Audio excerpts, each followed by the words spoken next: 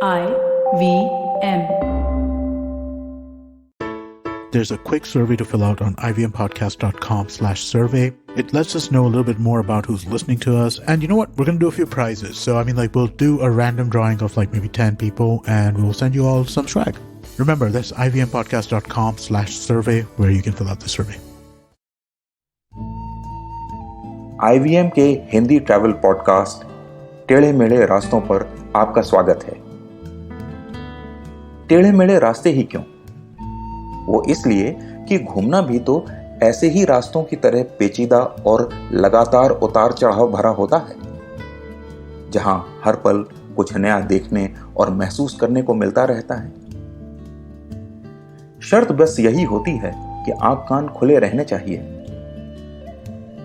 मैं हूं केशव चतुर्वेदी और मैं आपको ले चलूंगा इस जबरदस्त यात्रा पर और सुनाऊंगा ऐसी मजेदार कहानियां शहरों, किलों, महलों, सड़कों और सबसे अहम इंसानों की, जो पिछले 20 साल से ऐसे ही रास्तों पर भटकते हुए मैंने सिर्फ आपके लिए इकट्ठा की हैं। तो आइए शुरू करते हैं।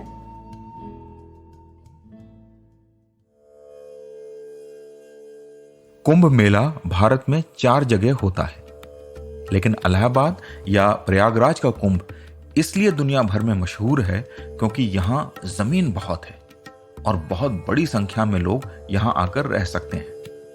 प्रयागराज का कुंभ सर्दियों में जनवरी माह से लेकर फरवरी के अंत तक चलता है। यहां मैंने कुंभ मेला 2 बार देखा है। पहली बार तो तब जब मैं वहां रहता था। घर गंगा के किनारे था और रात में टेंट का बसा शहर वहां से दूर दूर तक फैला दिखाई देता था। जहां तक देखो वहां तक रोशनी ही रोशनी दिखाई देती थी। मेरे पिता की यहां ड्यूटी लगी हुई थी और मौनी अमावस्या के दिन जब सबसे ज्यादा श्रद्धालु संगम पर स्नान करते हैं, उस दिन मैं उनके साथ मेला क्षेत्र में पहुंच गया। जीप हमें बिल्कुल संगम के तट पर ले गई। वहीं मेरे पिता का ऑफिस एक टेंट में लगा हुआ था। संगम वो जगह है जहां गंगा और यमुना नदी का मिलन होता है और कहा जाता है एक समय में सरस्वती नदी भी यहीं मिलती थी। इसीलिए प्रयागराज का नाम त्रिवेणी भी है। रात के 10 बज रहे थे। जहां पूरा शहर अब सोने को था, वहीं गंगा के किनारे बसे इस क्षेत्र में भीड़ और चहल पहल थी। कुछ दूर पर एक पुल बन रहा था। रात 12 बजते ही शाही स्नान का मुहूर्त हुआ और स्नान शुरू हुआ। उस रात मैं सिर्फ भीड़ के रेले और फोटो खींचते देशी विदेशी पत्रकारों को देखता रहा। ऐसा लगा कि इंसानों का एक अंतहीन रेला चला जा रहा है और अगर आप एक थाली फेंक दें तो वो जमीन पर नहीं गिरेगी बल्कि लोगों के सिर पर ही टिकी रहेगी। करीब 30 साल बाद फिर प्रयागराज में कुंभ पड़ा। ये अर्ध कुंभ था। इस बार मैं एक फोटोग्राफर की हैसियत से वहां जा रहा था।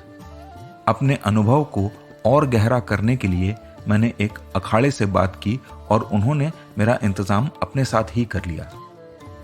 कुंभ के दौरान पूरे मेला क्षेत्र में देश भर से अखाड़े आते हैं और उनके कैंप लगते हैं जिनमें हजारों लोगों के खाने और रहने का इंतजाम होता है। मौनी अमावस्या के एक दिन पहले मैं फिर प्रयागराज में था। अब न हमारा घर वहां था और न ही रिश्तेदार।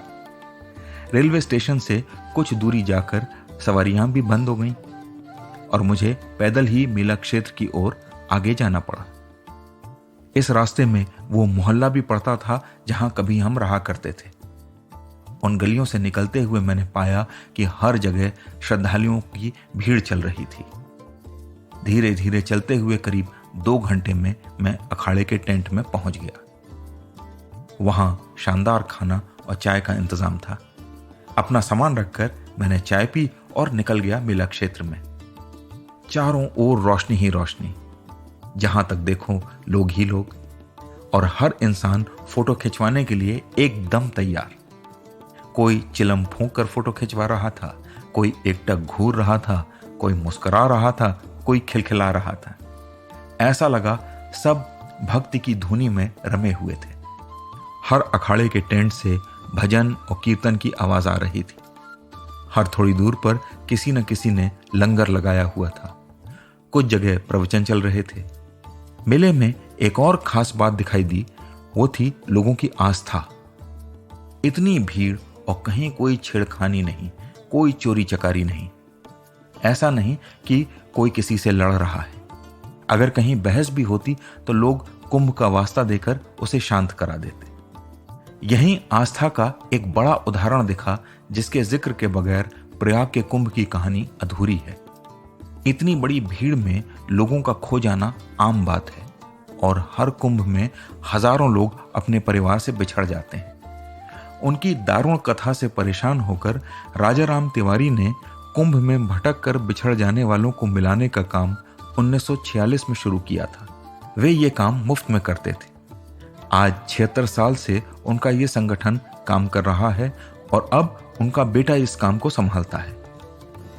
आज तक उनके संगठन ने 15 लाख बिछड़े लोगों को आपस में मिलवाया है। राजा राम तिवारी अब इस दुनिया में नहीं है, लेकिन उनका अभियान आज भी जारी है।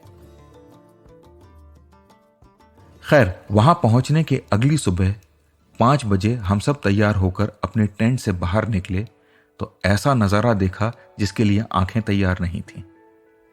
एक रात पहले की चहल पहल भी उसके आगे कुछ नहीं लग रही थी। हमें नंगे पैर ही 5 किलोमीटर दूर संगम तक जाना था। पहले पल तो जनवरी की सर्दी में बालू पर पैर रखा तो लगा जैसे बर्फ की सिल्ली पर पैर रख दिया हो, लेकिन कुछ ही देर में लगा कि अच्छा किया नंगे पैर चल रहे हैं, क्योंकि अब यह ठंडक पैरों को राहत दे रही थी। इस बार मुहूर्त दिन में था और हर अखाड़े को एक निश्चित टाइम दिया गया था।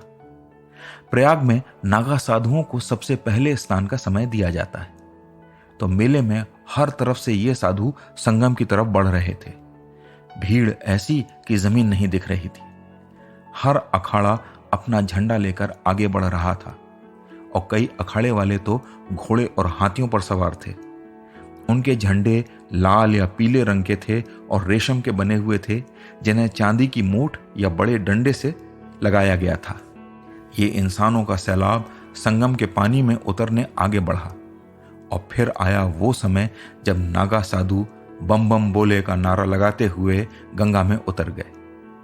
सारी आपाधापी, भीड़ और कोलाहल में जो बात मुझे सबसे ज्यादा हैरानी वाली लगी, वो ये कि कोई किसी से कुछ नहीं कह रहा था। बस सब एक तंद्रा में थे, अपने अपने इष्ट को याद करते हुए इस भीड़ में भी अपनी आस्था की एकांगी यात्रा पर या तो चुपचाप या मुस्कुराते हुए या चहकते और नाचते हुए चले जा रहे थे। तो आज टेढ़े मेढ़े रास्तों का सफर इसी मील के पत्थर पर खत्म होता है। अगली कड़ी में फिर किस्सों के एक नए मोड़ पर मिलेंगे और वहां से नए मील के पत्थर तक साथ चलेंगे।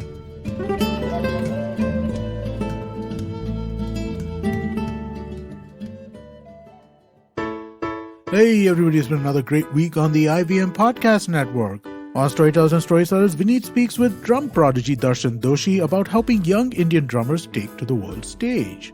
The Simplified Gang delves into the unfortunate financial crisis in Sri Lanka. On Smarter with Sid, Siddharth observes how Lata Mangeshkar was snubbed I tell you, out of memoriam mentions in both the Grammys and the Oscars. This is an absolute disgrace. And on the Life Manifesto, Zarina explains how to beat procrastination and show up for yourself.